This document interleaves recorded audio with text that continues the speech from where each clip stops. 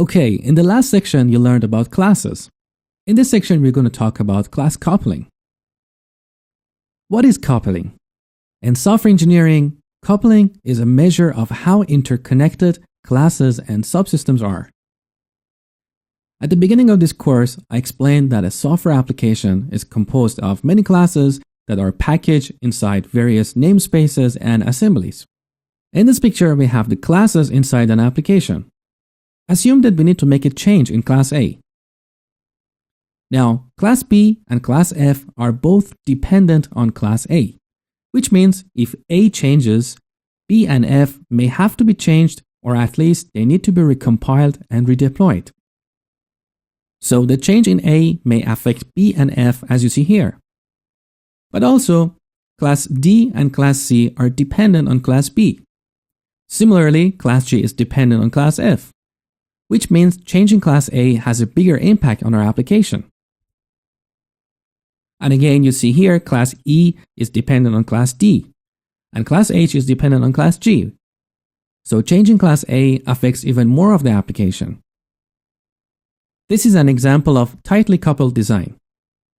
So an application whose classes are tightly related or dependent on each other is considered to be tightly coupled application.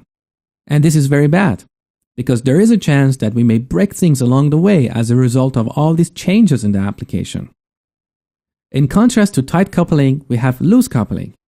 So in this picture, I'm demonstrating the concept of loose coupling between classes using a dotted arrow.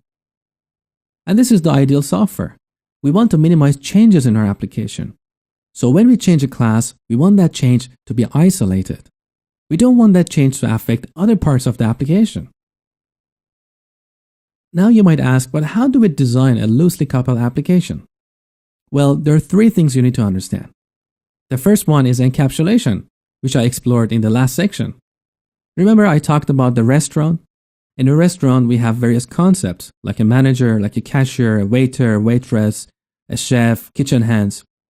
A waitress does not go to the kitchen and tell the chef how he should chop the vegetables and how he should cook. That's the responsibility of the chef. So the chef has some knowledge and some capabilities.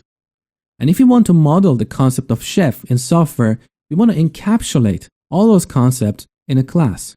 So no class from anywhere else in the application knows about details of how things are done in that class. And you saw how we could use access modifiers to achieve that. Now the next thing you need to understand is the relationship between classes, which is the topic of this section. And finally, you need to understand interfaces.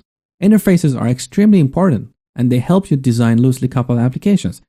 That's why I have dedicated a separate section to interfaces. So let's start with the relationships. In general, we have two types of relationships between classes. We have inheritance and composition. So over the next couple of lectures, I'm going to talk about inheritance and composition, both in terms of theory and practice. And finally, I will talk about the concept of favor composition over inheritance. Composition relationships usually result in less coupling. And that's the meaning of this concept, to favor composition over inheritance. So let's get started.